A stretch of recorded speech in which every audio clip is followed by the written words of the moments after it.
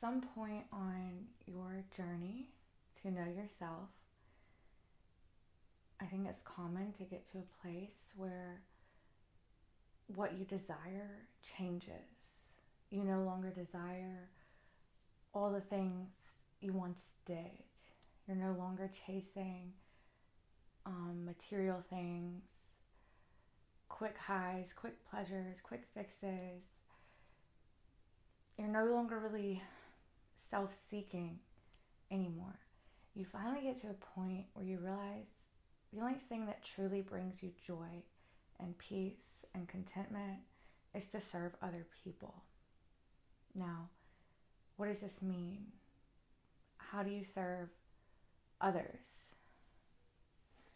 If you come from a place of people pleasing, where you're doing something to get someone's approval or validation, or you're pushing yourself past your limits, giving something you don't have, trying to pour from an empty cup, you tend to become resentful, you become depleted, you become exhausted, and it may be the exact same external act of service, but the place you're coming from, the energy behind it, are completely different.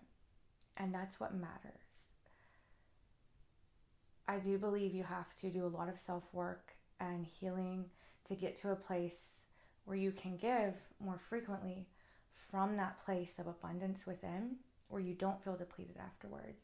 You feel like you have this endless spring of giving inside of you, because you have finally learned how to turn off the ego, the thought self, the I, and realize that what you give to others, you're actually giving to yourself.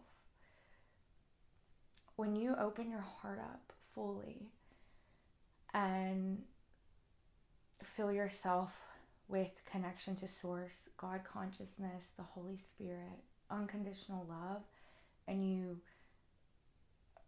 genuinely connect with another human being using that energy is filling you up, and the same thing that you're giving them, you're also filling yourself up with that energy, that frequency.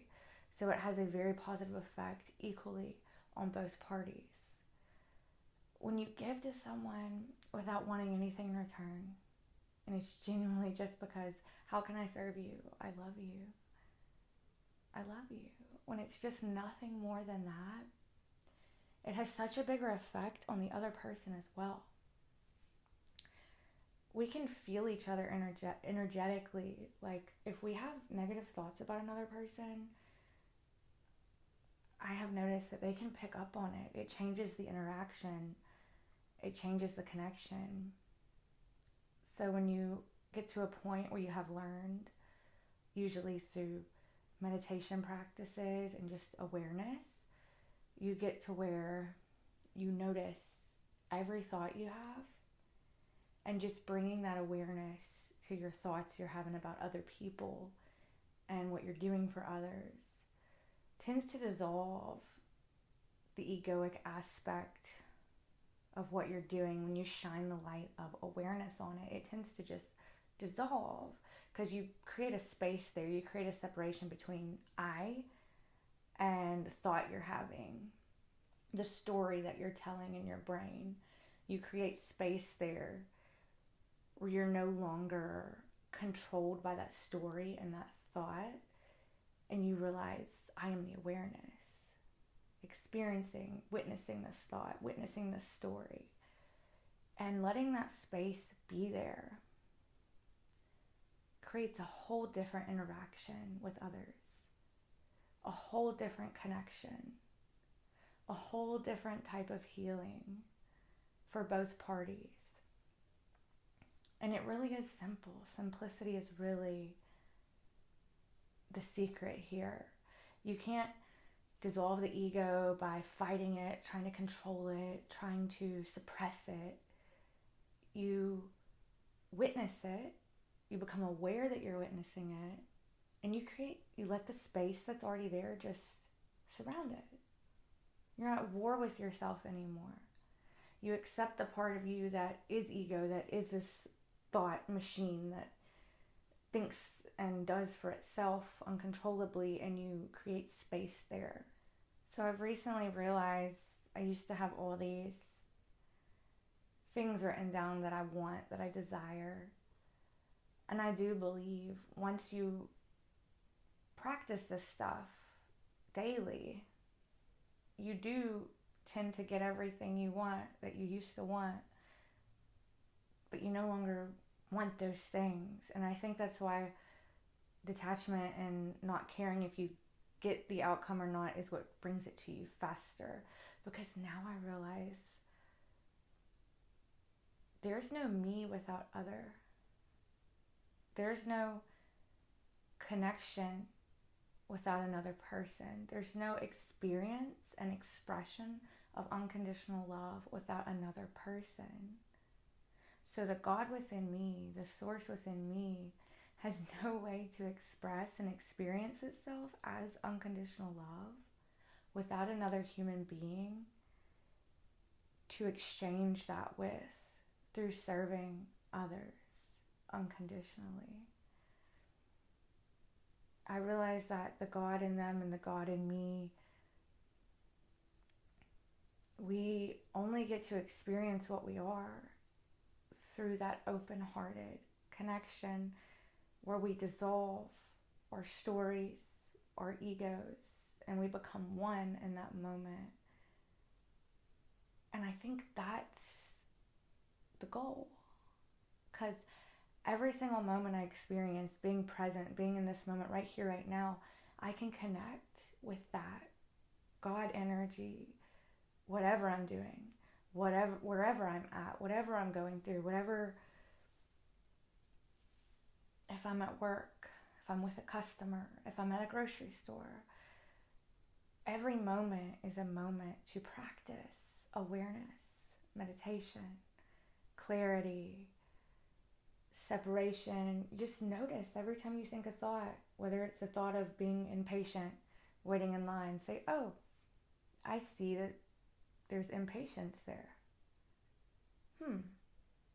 Or the second you go around someone who used to annoy you or trigger you, and you hear that thought and you go, oh, there's that annoyance, there's that trigger there. And you create this gap, this space, and you're not so controlled by and tied up in this ego narrative inside your head that your past has created, and you're free. You can be free at any moment from all of it. And then you get to where you start noticing, when am I giving in a people-pleasing way? When do I feel constricted and resentful and bitter? And when do I feel open and free? Like I have this abundance within me to give freely with no strings attached. You start noticing the differences in those. Because you really don't need to give unless you're in that true spirit of giving. If you're doing it in the people-pleasing way, you might as well not give at all. So then you start learning how to get into that alignment where you're able to give abundantly and freely. Kindness, listening to others, connecting with others, being patient with others. Love is patient, love is kind. You start noticing the fruits of the Spirit are growing out of you all by themselves, naturally. You begin to have integrity. You begin to really, really, really notice when you do something out of alignment. And you change it. Automatically, you can't help it anymore but to keep going up. You can't help it. Once you know unconditional love, once you connect with it in yourself, you cannot help but to bear fruits of the Spirit. And then you can't help but to realize all the things you thought you wanted, didn't matter at all. And all that matters is being unconditionally loving as often as you can. And that it's okay to be human. You have grace with yourself. You have grace with others. You forgive yourself. You forgive others. You're so much more patient and kind and gentle to yourself because you too are human. You too are in this matrix of the mind and the world and the suffering and the stress and the confusion and the fear. And you learn to bring space as often as you can to every thought you have, to every action you do. And over time, you just notice, wow, I'm a completely different person. But it's not really through effort. It's not really through striving or wanting or desiring. It just happens all by itself. So, if anyone can relate to this insight, leave me a comment, let me know. I'm trying to get better about sharing on here with others because I feel like it is very selfish of me to hide away from the world and not share what I have learned, because this too is part of my journey of connecting, of sharing, of helping, of loving, by getting past my ego of fear and shame and wanting to hide and letting you all see me, letting you all get to know me. Because at the core, I believe we are all the same. And the things that I have learned that have helped me, I believe can 100% help another person, if not a lot of other people. So I will be making a commitment to myself to get back into posting and sharing and connecting. So thank you. If you like my video, hit the like. And I hope everyone has a beautiful, magical week and a beautiful, magical day.